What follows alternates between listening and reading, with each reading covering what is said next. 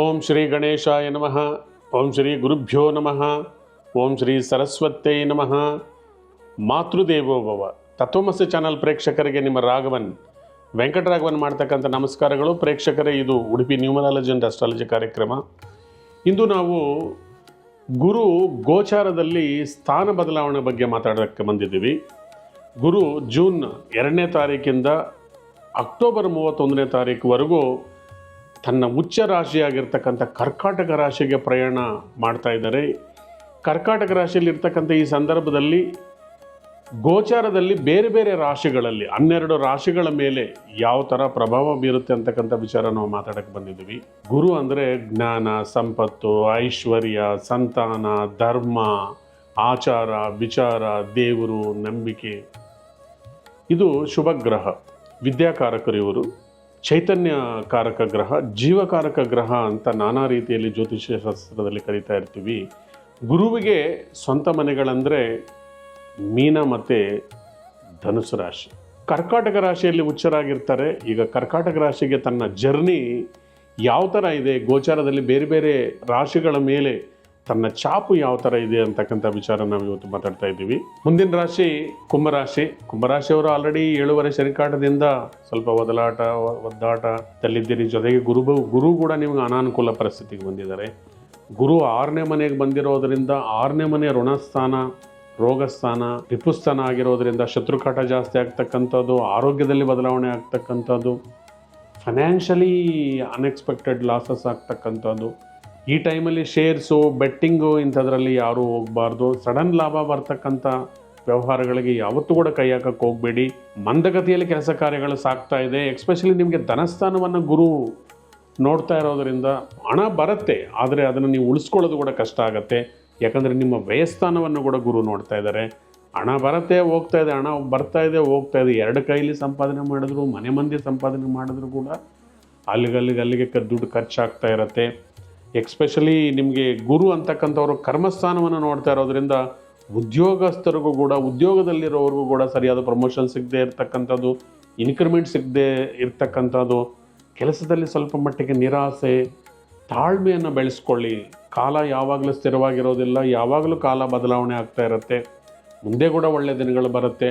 October 31ವರೆಗೂ ಕೂಡ ಗುರುಬಲ ಚೆನ್ನಾಗಿಲ್ಲದೆ ಇರೋದ್ರಿಂದ ಶುಭ ಕಾರ್ಯಗಳು ಅಥವಾ ವೆಹಿಕಲ್ ಪರ್ಚೇಸ್ ಇಂಥ ಕಾರ್ಯಗಳನ್ನು ಸ್ವಲ್ಪ ವಿಳಂಬ ಆಗ್ತಾ ಇರುತ್ತೆ. ಅದನ್ನು ಪೋಸ್ಟ್ಪೋನ್ಮೆಂಟ್ ಮಾಡ್ಕೊಳ್ಳಿ. ಇಲ್ಲ ಹೆಚ್ಚು ಎಫರ್ಟ್ಸ್ ಇಟ್ಬಿಟ್ಟು ನೀವು ಅದನ್ನು ಕಂಪ್ಲೀಟ್ ಮಾಡ್ಕೋಬೇಕು. ನಿಮ್ಮ ಕೆಲಸ ಕಾರ್ಯಗಳು ಇನ್ನೂ ಈಸಿಯಾಗಿ ಆಗಬೇಕಂದ್ರೆ ಹೆಚ್ಚಾಗಿ ನೀವು 5 and 6 ನಂಬರ್ಸನ್ನು ಬಳಸ್ತಾ ಬನ್ನಿ. Green colour, blue colour, white ಕಲರನ್ನು ಹೆಚ್ಚಾಗಿ ಬಳಸಿ. ಎಕ್ಸ್ಪೆಷಲಿ ರಾಯಲ್ ಬ್ಲೂ ಕಲರ್ ನಿಮಗೆ ತುಂಬ ಅದೃಷ್ಟ ಕೊಡ್ತಕ್ಕಂಥದ್ದು. ಕಾಳಭೈರವರ ದರ್ಶನ ಅಷ್ಟಮಿ ತಿಥಿಯಲ್ಲಿ ಮಾಡಿದರೂ ಕೂಡ ಹೆಚ್ಚು ಫಲಗಳನ್ನು ನೀವು ಪಡ್ಕೊಳ್ತೀರಿ. ಅಷ್ಟಮ ಶನಿ ಹೆಚ್ಚಾಗಿ ನಿಮಗೆ 6ನೇ ಮನೆಯಲ್ಲಿ ಗುರು ಇರೋದರಿಂದ ಸ್ವಲ್ಪ ಮಟ್ಟಿಗೆ ಎಕ್ಸ್ಪೆಕ್ಟೆಡ್ ಡಿಲೇಸ್ ಇದೆ. ಒಂದು ಉತ್ತಮ ಜಾತಿಯ ನೀಲಿ ಕಲ್ಲನ್ನು, ಬ್ಲೂ ಸಫೇರನ್ನು ನೀವು ಬಳಸಿದರೆ ಒಳ್ಳೆಯದಾಗತ್ತೆ. ಯಾವಾಗಲೂ ಕೂಡ ಸ್ಟೋನ್ಸ್ ಅನ್ನೋದನ್ನು ಕೂಡ ನೀವು ಅಸ್ಟ್ರಾಲಜರ್ಸಿಂದ ಗೈಡೆನ್ಸ್ ತೊಗೊಂಡೇ ಹಾಕ್ಕೋಬೇಕು. ಇಲ್ಲಾಂದರೆ ವಿರುದ್ಧ ಫಲಗಳು ಕೂಡ ಬರೋದಕ್ಕೆ ಚಾನ್ಸ್ ಇರುತ್ತೆ. 6 ಮುಖದ ರುದ್ರಾಕ್ಷ ನಿಮಗೆ ತುಂಬ ಎಕ್ಸಲೆಂಟ್. ಇದು ಸುಬ್ರಹ್ಮಣ್ಯ ಸ್ವಾಮಿ ಸ್ವರೂಪ. ನಾಗದೋಷವನ್ನು ಕೂಡ ಕಮ್ಮಿ ಮಾಡುತ್ತೆ. ವ್ಯವಹಾರಗಳಲ್ಲಿ ಜಯ ಸಿಕ್ಕೋದಕ್ಕೆ ಸಾಧ್ಯ ಆಗುತ್ತೆ. ಕೆಳಗೆ ಕೊಟ್ಟಿರ್ತಕ್ಕಂಥ ಮಂತ್ರಗಳನ್ನು ಪ್ರತಿನಿತ್ಯ ಜಪ ಮಾಡ್ತಾ ಬಂದಿದ್ದರೆ ನಿಮಗೆ ಶುಭ ಕಾರ್ಯಗಳು ಕಾಣ್ತಾ ಬರ್ತವೆ. ಮುಖ್ಯವಾಗಿ ಈ ಕಾರ್ಯಕ್ರಮ ಮುಕ್ತಾಯ ಮಾಡೋಕ್ಕೆ ಮೊದಲು ನಾವು ಗುರುವಿಗೆ ಯಾವ ಥರ ಶಾಂತಿ ಮಾಡ್ಕೋಬೇಕು, ಗುರುವನ್ನು ನಾವು ಯಾವ ಥರ ಒಲಿಸ್ಕೋಬೇಕು ಅಂತಕ್ಕಂಥ ವಿಚಾರ. ಗುರು ಅಂತಕ್ಕಂಥವರು ಒಲಿದ್ರೆ ಶಿವ ಕೂಡ ಏನೂ ಮಾಡೋಕ್ಕಾಗಲ್ಲ. ಗುರು ಒಲಿದ್ರೆ ಎಲ್ಲವೂ ಸಿಕ್ಕತ್ತೆ. ಗುರು ಮುನಿದ್ರೆ ನಮಗೇನೂ ಸಿಕ್ಕೋದಿಲ್ಲ ಜೀವನದಲ್ಲಿ. ಈ ಗುರುವನ್ನು ಒಲಿಸ್ಕೋಬೇಕಂದ್ರೆ ಮುಖ್ಯವಾಗಿರ್ತಕ್ಕಂಥ ಗುರು ತತ್ವದಲ್ಲಿರ್ತಕ್ಕಂಥ ಗುರುಗಳನ್ನು ನಾವು ಆರಾಧನೆ ಮಾಡಬೇಕು. ಮುಖ್ಯವಾಗಿ ರಾಘವೇಂದ್ರ ಸ್ವಾಮಿಗಳು, ದತ್ತಾತ್ರೇಯ ದೇವರು, ದಕ್ಷಿಣಾಮೂರ್ತಿ, ಹೀಗೆ ನಾನಾ ರೀತಿಯಲ್ಲಿ ನೀವು ಈ ಗುರುಗಳನ್ನು ಆರಾಧನೆ ಮಾಡೋದರಿಂದ ಒಮ್ಮೆಯಾದ್ರೂ ಗಾನಗಾಪುರಕ್ಕೆ ಹೋಗಿ ದತ್ತಾತ್ರೇಯ ಸ್ವಾಮಿ ದರ್ಶನ ಮಾಡಿಕೊಳ್ಳೋದು, ಮಂತ್ರಾಲಯದಲ್ಲಿ ರಾಘವೇಂದ್ರ ಸ್ವಾಮಿಗಳ ದರ್ಶನ, ದಕ್ಷಿಣಾಮೂರ್ತಿ ದರ್ಶನ, ಸಾಯಿಬಾಬಾ ದೇವರನ್ನು ಕೂಡ ಗುರುವಾರ ಶಿರ್ಡಿಗೆ ಹೋಗಿ ದರ್ಶನ ಮಾಡಿಕೊಳ್ಳೋದ್ರಿಂದ ಒಮ್ಮೆಯಾದ್ರೂ ನಿಮಗೆ ಗುರು ಅನುಗ್ರಹ ದೊರೆಯುತ್ತೆ. ಗುರು ಎಲ್ಲ ಶುಭ ಕಾರ್ಯಗಳಿಗೂ ಕೂಡ ಕಾರಕ. ಸಂತಾನ, ಮದುವೆ, ಉದ್ಯೋಗ, ವ್ಯಾಪಾರ, ವ್ಯವಹಾರಗಳಲ್ಲಿ ಜಯ ಕೊಡ್ತಕ್ಕಂಥವನು ಗುರುನೇ. ಈ ಗುರುವನ್ನು ಒಲಿಸ್ಕೋಬೇಕಂದ್ರೆ ಗುರುವಾರ ಕಡಲೆ ದಾನ ಮಾಡೋದರಿಂದ, ಮತ್ತು ಶನಿವಾರ ಕಡಲೆಯನ್ನು ಶುಕ್ರವಾರ ನೆನೆಸಿಟ್ಬಿಟ್ಟು ಶನಿವಾರ ಕಡಲೆ ತಿನ್ನೋದರಿಂದ ಕೂಡ ಗುರು ಶಾಂತಿ ಆಗುತ್ತೆ.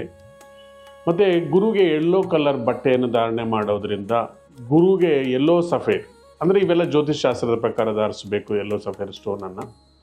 ಮತ್ತು ಗುರು ಮಂತ್ರಗಳಾಗಿರ್ತಕ್ಕಂಥ ಓಂ ಭ್ರೂ ಬೃಹಸ್ಪತಿಯೇ ನಮಃ ಈ ಮಂತ್ರವನ್ನು ದಿನಕ್ಕೆ 108 ಬಾರಿ, ಹಾಗೆ ಓಂ ಗ್ರಾಂ ಗ್ರೀಂ ಗ್ರೌಂ ಸಹ ಗುರವೇ ನಮಃ ಈ ಮಂತ್ರವನ್ನು ದಿನಕ್ಕೆ 108 ಸಾರ್ತಿ ಹೇಳ್ಕೊಳ್ತಕ್ಕಂಥದ್ದು.